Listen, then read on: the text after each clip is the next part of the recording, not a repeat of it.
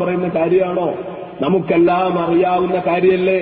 ഉത്തരേന്ത്യയുടെ തെരുവോരങ്ങളിൽ നിരപരാധികൾ കൊല്ലപ്പെട്ടപ്പോൾ, നിരപരാധികളുടെ കബന്ധങ്ങൾ കുന്നുകൂടിയപ്പോൾ, രക്തപ്പുഴ ഒഴുകിയപ്പോൾ, ആ രക്തപ്പുഴയുടെ നടുവിലൂടെ, ആ കബന്ധങ്ങളുടെ ഇടയിലൂടെ, ഊരിപ്പിടിച്ചിരിക്കുന്ന ആയുധങ്ങളുടെ ഇടയിലൂടെ, എറിയാൻ കയ്യിൽ സൂക്ഷിച്ചിരിക്കുന്ന ബോംബുകളുടെ ഇടയിലൂടെ, തൊപ്പി വെച്ച് ദാടി വെച്ച് നമസ്കാര തഴമ്പുമായി അതിന്റെ ഇടയിലൂടെ സധീരം നടന്നുപോയി അവിടെ പീഡിപ്പിക്കപ്പെട്ട, വേദന അനുഭവിപ്പിക്കപ്പെട്ട, കഷ്ടപ്പെടുത്തപ്പെട്ട, അവിടെ കൊന്നൊടുക്കപ്പെട്ട നിരപരാധികളുടെ ബന്ധുക്കളെ പോയി തോളിൽ തട്ടി സമാധാനിപ്പിക്കാൻ ഒരു സേട്ട് സാഹിബേ ഉണ്ടായിരുന്നുള്ളൂ.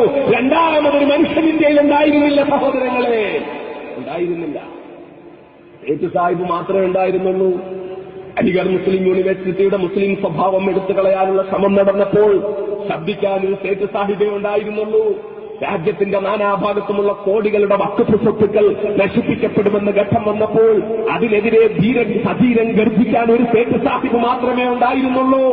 4 നൂറ്റാണ്ട് കാലം ഇന്ത്യൻ മതേതരത്വത്തിന്റെ ജ്വലിക്കുന്ന പ്രതീകമായിരുന്ന ബാബരി മസ്ജിദിന്റെ മുനാരങ്ങൾ തട്ടിത്തകർത്ത് തരിപ്പണമാക്കപ്പെട്ടപ്പോൾ 100-ലധികം ഭാഷകൾ അറിയാവുന്ന ഇന്ത്യയുടെ പ്രധാനമന്ത്രി ഒരു ഭാഷയിൽ പോലും ഒന്ന് പ്രതികരിക്കാതെ ഇരുന്നപ്പോൾ മുഖത്ത് നോക്കിക്കൊണ്ട് ആണത്തമുണ്ടെങ്കിൽ രാജിവെച്ചിറങ്ങിപ്പോകൂ എന്ന് പറയാൻ അഭിമാനം കാണിച്ച, അഭിമാനബോധത്തോടുകൂടി ചങ്കുറപ്പ് കാണിച്ച ഒരൊറ്റ നേതാവേ ഇന്ത്യയിൽ ഉണ്ടായിരുന്നുള്ളൂ.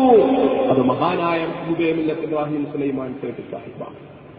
ഞാനിത് ഹൃദയത്തിൽ നിന്ന് പറയുന്ന കാര്യമാണ്, ഇത് ഹൃദയത്തിൽ നിന്ന് പറയുന്ന കാര്യമാണ്. കാരണം ഞാൻ ഇന്ത്യൻ രാഷ്ട്രീയത്തിൽ ഏതെങ്കിലും ഒരു നേതാവിനെ മാതൃകയാക്കുമെങ്കിൽ അത് മഹാനായ മുഹമ്മദ് ഇബ്രാഹിം സുലൈമാൻ സേട്ട് സാഹിബിനെ മാത്രം. രണ്ടാമതൊരാൾ എനിക്ക് മാതൃകയാക്കാൻ ഇത്രയും കാലത്തെ എന്റെ ജീവിതാനുഭവത്തിൽ എനിക്കുണ്ടായിട്ടില്ല. ഒരു വേദിയിൽ ഞാൻ ആരെയും മാതൃകയാക്കുന്നു എന്ന് ഇന്നുവരെ പറഞ്ഞിട്ടുമില്ല.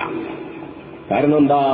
പറയുന്നത് പോലെ പ്രവർത്തിക്കുന്നു, പ്രവർത്തിക്കാൻ കഴിയുന്നത് മാത്രം പറയുന്ന, വാരിയെല്ലുകൊണ്ട് മൂടപ്പെട്ടിരിക്കുന്ന ഹൃദയത്തിന്റെ അന്തരംഗത്തെ വിങ്ങലുകൾ ജ്വലിക്കുന്ന വാക്കുകളായി, കത്തിപ്പടരുന്ന സന്ദേശമായി ഇന്ത്യൻ സമൂഹത്തിന്റെ മുന്നിൽ ഉറക്കെ പറയാൻ കഴിഞ്ഞ, ആരുടെ മുന്നിലും അടിയറവ് പറയാത്ത, ആരുടെ മുന്നിലും ശിരസ്സു കുനിക്കാത്ത ധീരനായ രാഷ്ട്രീയക്കാരനായിരുന്നു, ധീരനായ പൊതുപ്രവർത്തകനായിരുന്നു മഹാനായ മുഹമ്മദ് ഇബ്രാഹിം സുലൈമാൻ.